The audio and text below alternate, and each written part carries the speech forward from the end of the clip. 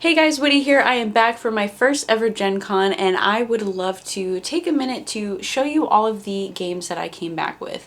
I am feeling so incredibly inspired by everything I've seen, all the wonderful conversations I've had, made new friends. It was such an incredible time, and I went a little crazy in the vendor hall. I definitely told myself that as a game designer, this is research, this is inspiration. Is this boring too? And the vendor hall is huge. And the first thing that I saw when I walked into the vendor hall was the Indie Press Revolution booth. So I was just delighted. I just dove right in, and we're gonna start there. I'm gonna show you guys what I picked up. This cute little trio of notebooks is from Stroll Playing Games. It's designed, I believe, to be played while you're walking around out in the world. So just taking a pencil and going out and playing a game. I'm sorry, did you say Street Magic? This is a city building story game, and I picked this one up actually as a gift for my brother, who is the DM of our D&D group. He is an incredible world builder, storyteller, and I thought that this could be a fun little exercise for him. So I hope he likes it. So I got a lot of horror games. If you guys didn't already know, I am a fan of the spooky, and this one is called Miru, an analog adventure game. So what grabbed me about this one, very simple cover, and then I immediately flipped it open to read Time to Kill a God, and I was like, time to buy this book. Another spooky one, Dead Letter Society. So this is a solo letter writing game, and listen to this. Live your best unlife as the newest member of the Dead Letter Society, an exclusive communication network for vampires. Yeah, I was just like, okay, great. I don't need to know anything else about this. This is one of two cowboy games that I picked up. So this one is called Cowboys with Big Hearts. A lot of people were talking about this game. It says, a promise made is a debt unpaid. You know me, I love a cowboy moment. I'm ready to ride. All right, Perils and Princesses. This looks so cute. It is a fairy tale adventure RPG. So this one I think is 1 to 5. Yeah, 1 to 5 players. I love the art. I think it's so pretty. Motel Spooky 9 is exactly what it looks like. It is a monster dating romance solo RPG. I had to pick this up for obvious reasons. One of which being, so when I was writing Night Thirst was born from an idea of a different game. I was working on something similar, not quite this. It had to do with dating monsters, and it was a solo game. It looks like you can date Mothman, which is pretty cool. I've been wanting to play solo games on stream. I don't know how saucy this one is. I will have to check before I commit to playing this one with you guys. The Facility. I picked this one up as a gift. It is a cyberpunky horror, classic. You wake up in a space pod, things are going bad. Who are you? Who knows? Taking on the role of ordinary people, stripped of their memories, trapped in a hostile and insane labyrinth. Like this it sounds fun. It sounds cool. I like it. More horror. Whispers in the Walls. They whisper their secrets with cries and wails and mimicry of the horrors within.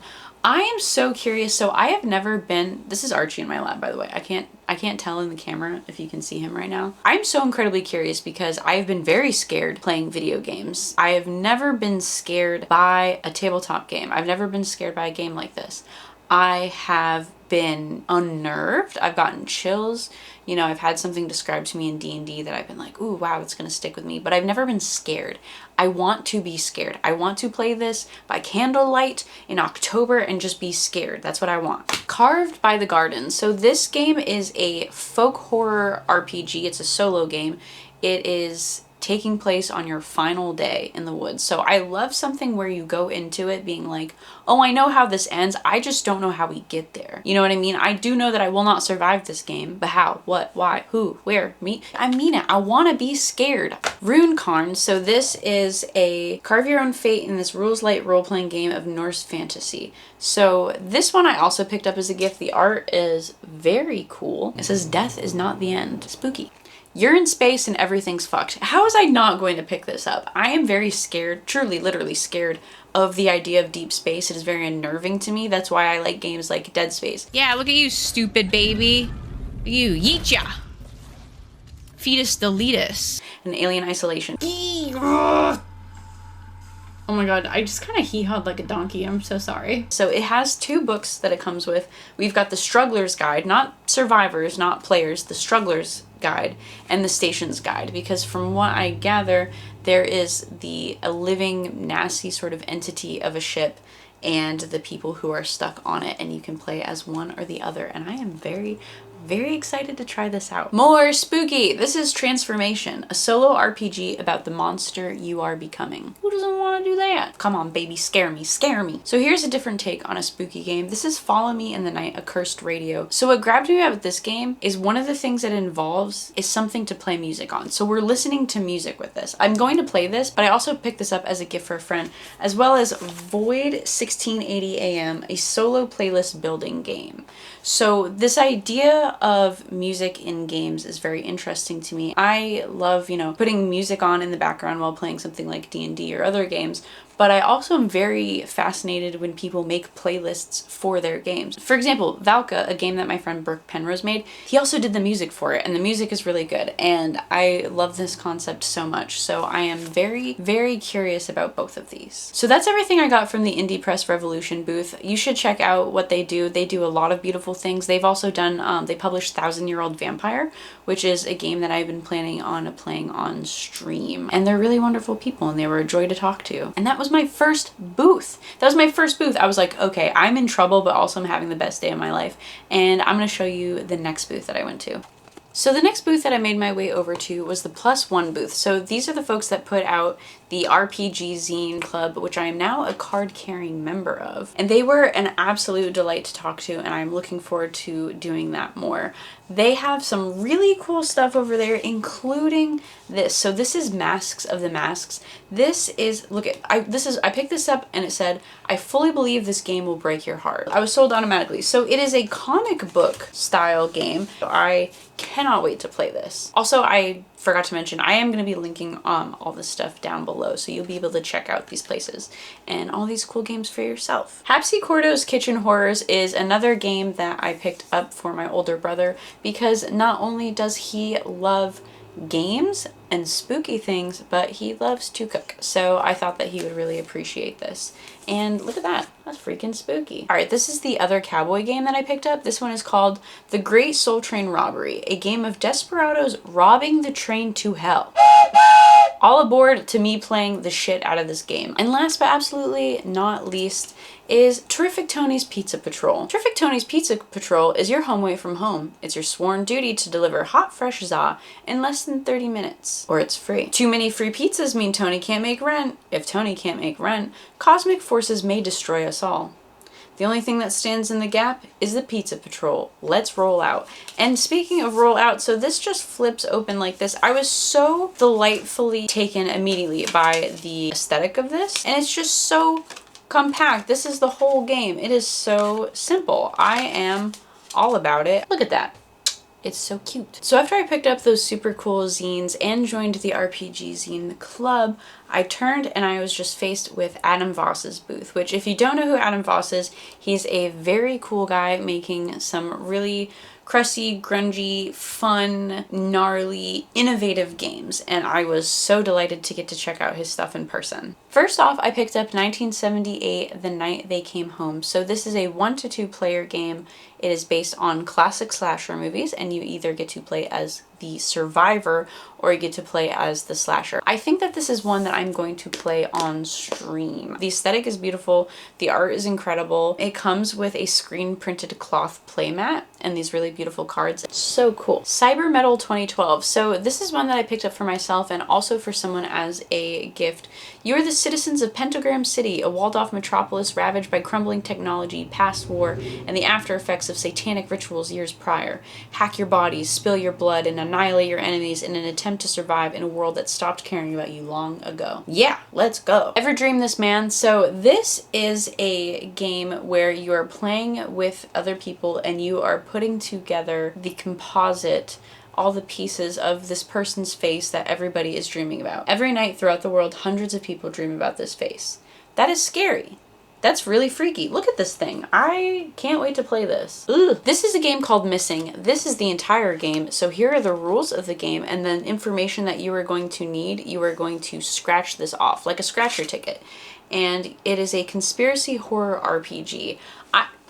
This is brilliant. Scratcher tickets are just fun, and this is a very cool idea. You scratch to see who, Last seen, they've been acting strangely since hanging around. We could start our search by checking out blank and some motives. This Discord has ghosts in it. This is so fucking cool to me. You've been invited to a haunted house full of ghosts. That haunted house is a Discord server. So this is a Discord-based game. This is meant to be played entirely online. So this is by Adam and by Will Jobs. I'm hopeful. I'm hopeful this will scare me. Lucid. So this is a consciousness manipulating tabletop role-playing game. Just reading that, I was like, yeah, combating nightmares in the minds of another to protect the veil between dreaming and waking life. What? A dream warrior? I want to be a dream warrior. Let's go. Heavy Steps on Hollow Ground by Chris Bizet. You flip it over and it is No Future by Adam Voss. So this is a hardcore punks dying forever, a tabletop RPG.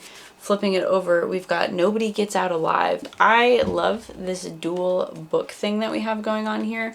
I am very excited to play both these games. I have spent a lot of time basement shows watching crusty bands, and I am very excited to play some spooky games in that world. Good stuff. And coming in fall 2024, Adam has a Vampire Punk TTRPG with a Morkborg spine, Bloodborg.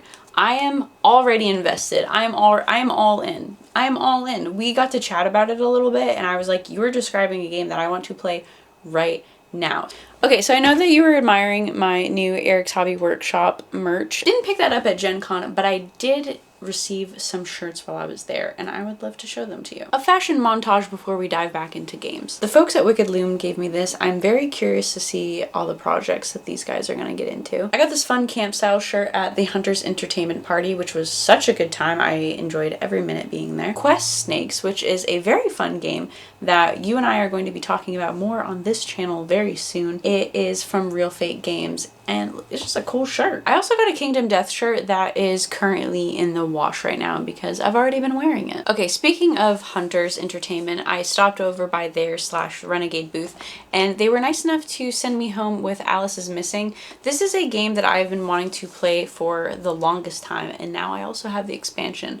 If you've never heard of Alice is Missing, it is a tabletop game that you do not speak during playing. Immersion like that, very fascinating to me, so I am really looking forward to playing this one. This is a classic that gets talked about a lot. I got some gifts for people over at the KDM booth. Kingdom Death Monster, I recently got to play that game for the first time, and I love it. I think it's so brutal, it's so weird. I love the fact that all the monsters are absolutely disgusting. As someone who likes to kitbash weird, nasty little things, I just feel very seen by that. I picked up Eat the Reich, which I am so excited about. I got to chat with Will Kirkby, who is a lovely person. He did the art for this game. Grant Howitt did the game itself. It is beautiful. It is very fun. I am a little wary sometimes of games that take place in World War II for obvious reasons. There are just some things that aren't very fun or entertaining about that. But this game does so in a very self-aware way. I'm very excited to play it. It is just absolutely beautiful, and I'm putting it out there. I've never been the GM for a game before. I've always been the player, and I really want to run a game of this. And if you haven't seen Will Kirkby's art before, it is very saturated, it's juicy, and it's vibrant, but it's also like dystopian and cyberpunk. It's really cool, and you should absolutely check it out. Obscure. So this is a found footage inspired horror TTRPG, and I am so hoping, I'm banking, I'm like, come on, this is the one. This is the one that's gonna scare me. Look at that. That's freaking spooky. Look at the back. You're like, oh, look at this lady. What the heck is that? What the heck is that? I'm so scared by found footage horror movies. It bypasses the part of my brain that goes, that's a movie. And I just get really scared. So I'm very hopeful for this one. I would like to be scared by it. I will let you guys know what I think of it. Escape the Dark Sector. So the folks at Themeborn were kind enough to send me home with this. They were really lovely. I enjoyed chatting with them at their booth. They also have Escape the Dark Castle, which I've heard really good things about. And they are coming out with a Last of Us game. And you guys know me, I really enjoyed The Last of Us. Careful. Careful's my middle name. Joel Careful something something. Fucking shit! More deep space sci-fi horror. I'm ready. Bring it on. I think this is going to be a really fun game. The art is super cool, just like everything that these guys do. And I'm really excited to dive in. Root, the quick start to the RPG. I thought that this would be a nice gift for my sister-in-law, who she likes a lot of really fun animal warrior sort of aesthetics. So I figured that the quick start was a good way to introduce it and say like, hey, maybe you want to play that some more. So perfect. I was also given some card games too. I'm going to show you those real quick. So the op gave me Flip 7. It says the greatest card game of all time, and that is what people keep saying about this game. I don't know anything about it other than it's called Flip 7 and everybody loves it, and I got a promotional edition that's shiny. Look at that. Look at that. I was also given from Foreteller this deck of many dice, which they function as multiple things: playing cards, role-playing dice, narrative cards. Someone truly just put this in my hand. It's called Wild Guess. It is a card battle game, and I don't know anything about it. This is a game called Trash Pandas, and I got it for my friend who is obsessed with raccoons. She is also a big board game person, so I said, perfect. I also got to stop by and see my friends at the Monument Hobbies booth, and they sent me home with this game that they recently came out with, Age of Angra, which is a very strategic battling game. The miniatures, I was looking, Baby J was at the booth, he was painting the miniatures. They look gorgeous. I also stopped by and saw my friends over at the Kess Games booth.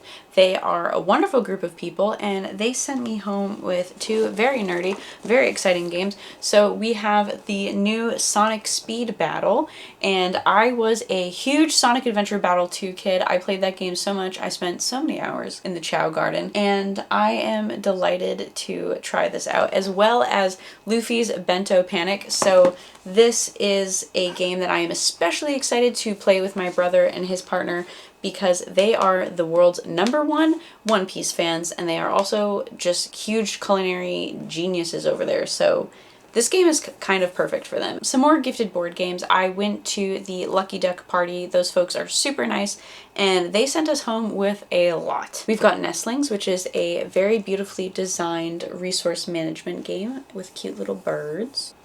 Captain Obvious, which seems like a silly sort of classic party game.